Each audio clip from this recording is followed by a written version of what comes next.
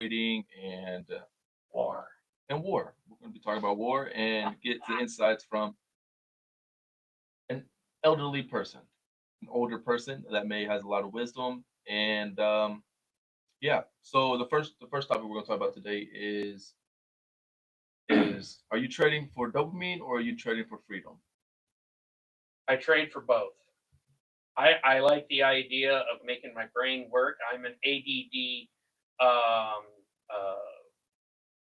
positive, which means that I have attention deficit disorder, which means sometimes there's times in my life where I have a lack of common sense, but I have a high IQ and very brilliant in things that I like to do. As a writer, I'm brilliant as a writer. I love standard math. I can add and subtract and multiply numbers like you can't believe.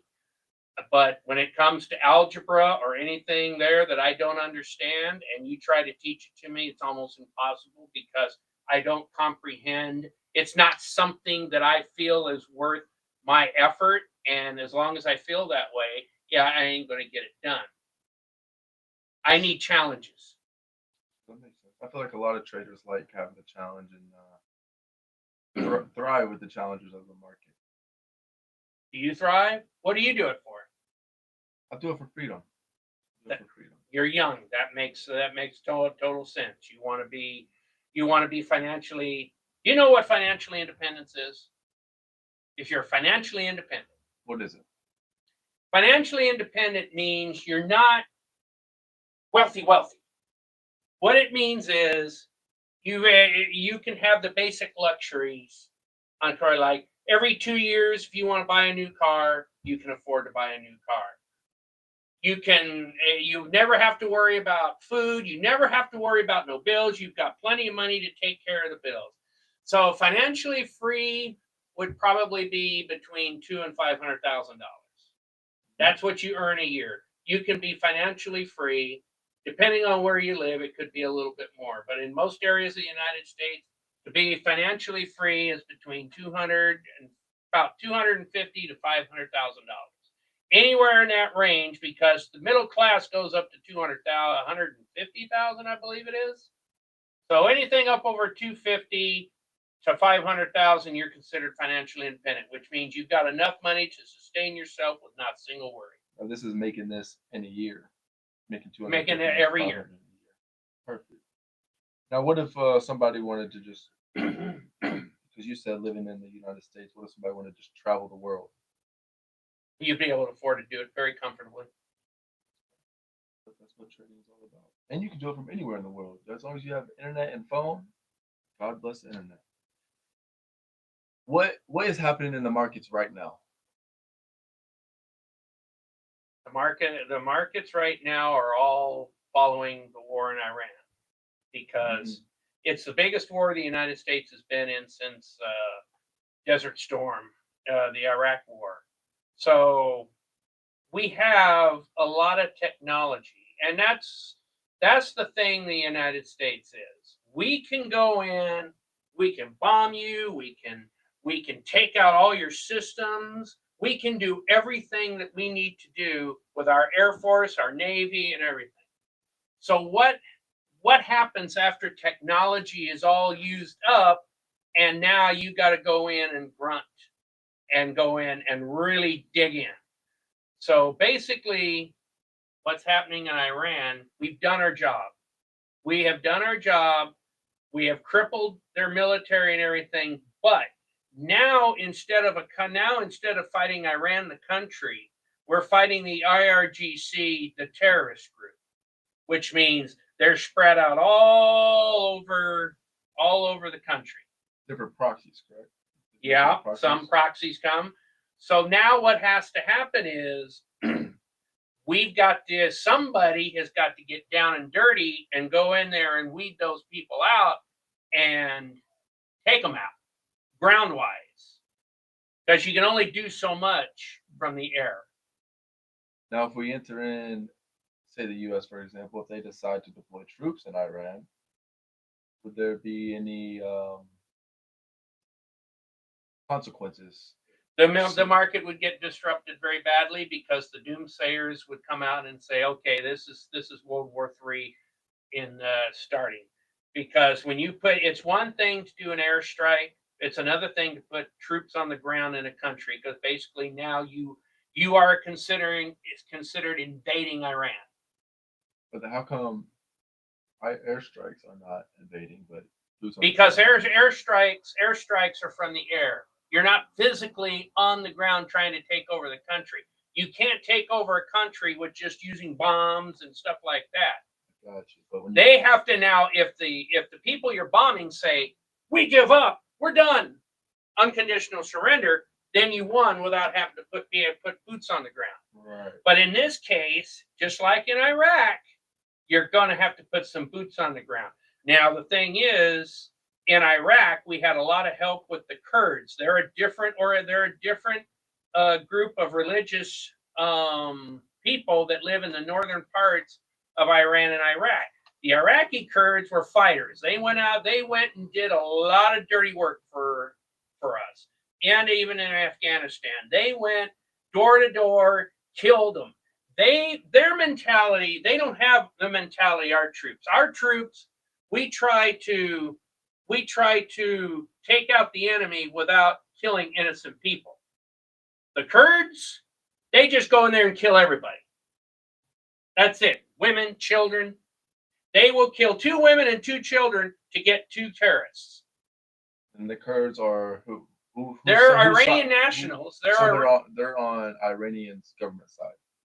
They're opposite of what the IRGC is. Just like the Iraqi Kurds were opposite of Saddam Hussein, who continuously used chemical weapons and stuff on them when he was still in power.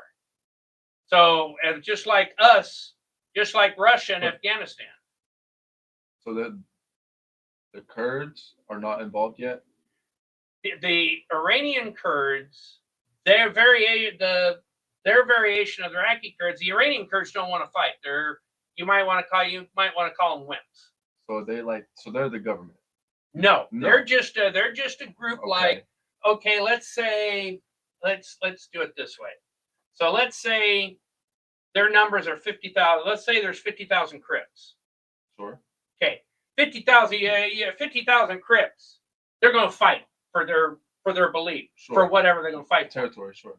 These 50,000 Kurds, they don't want to do that. They just want somebody else to do it, and then they'll move in and try and be part of the new government that comes in. So this is why the U.S. and Israel are moving in.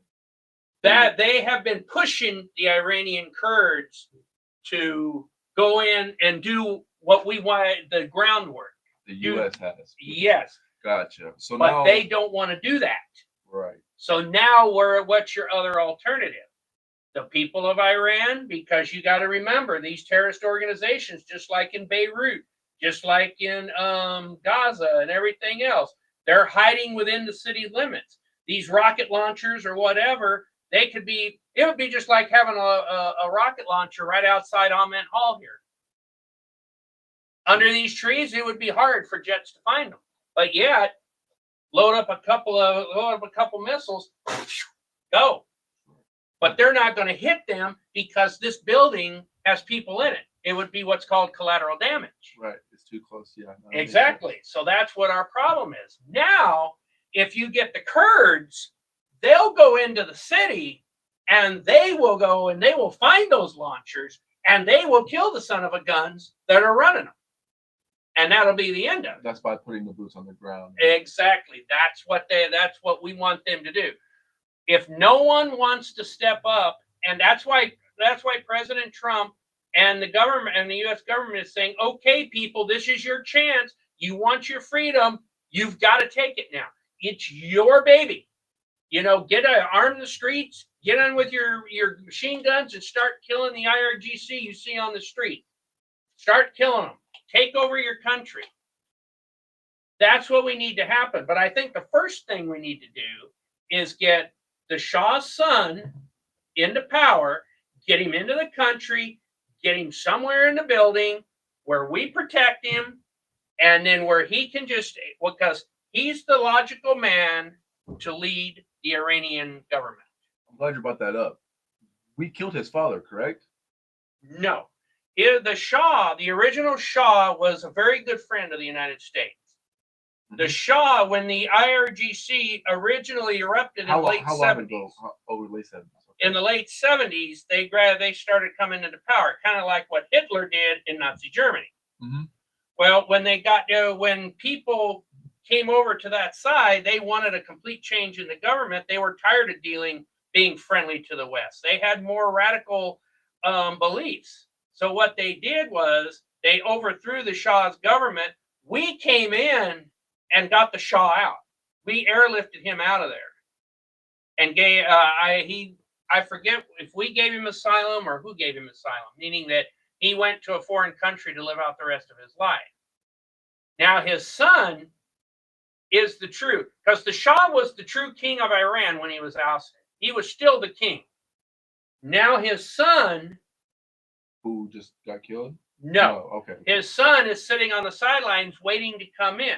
He is the prince. If he comes into power, he will become the king of Iran, like his father was, and a whole new government comes into play. Gotcha. So right now in Iran, there's nobody leading that. The terrorists are running the country. Yeah, if you even call it that. If you want to call it that, correct. Okay, cool. What happens if Russia or China or any other bigger global power decides to intervene with the conflict going on? Then it could get very ugly. What would cause one of those two or one of those bigger global powers to jump into this situation? Well, Russia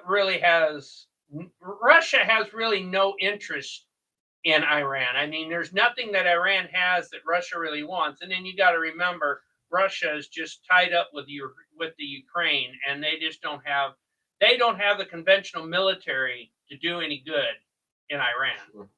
Okay, China is there's one country that it's a NATO country, but they could turn real fast if they wanted to, and that was Turkey. Turkey is a huge country above Iran. It's on the Mediterranean. They have a huge military. Uh-oh, did it go off? No, you're good. Oh. They have a huge military, and which basically most of it is our equipment. We funded them. They bought it. They bought equipment from us. China, the only reason China would get involved is if we stop their flow of oil going to their country. Even though we took Maduro out of Venezuela, China is still getting their normal oil shipments. We haven't disrupted China's oil shipments whatsoever, and we've already showed that we're not going to do it in this war, because we're allowing Chinese ships that go into Iran to pick up oil. We're allowing them to just go free.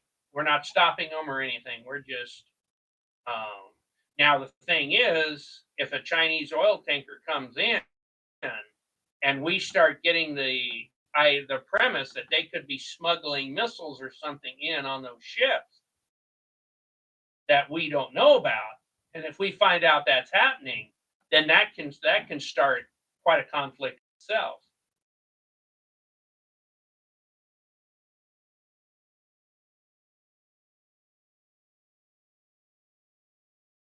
Turkey's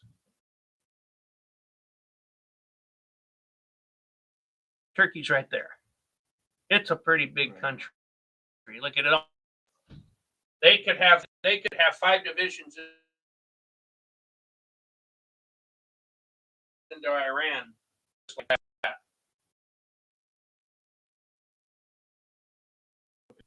So China would have to.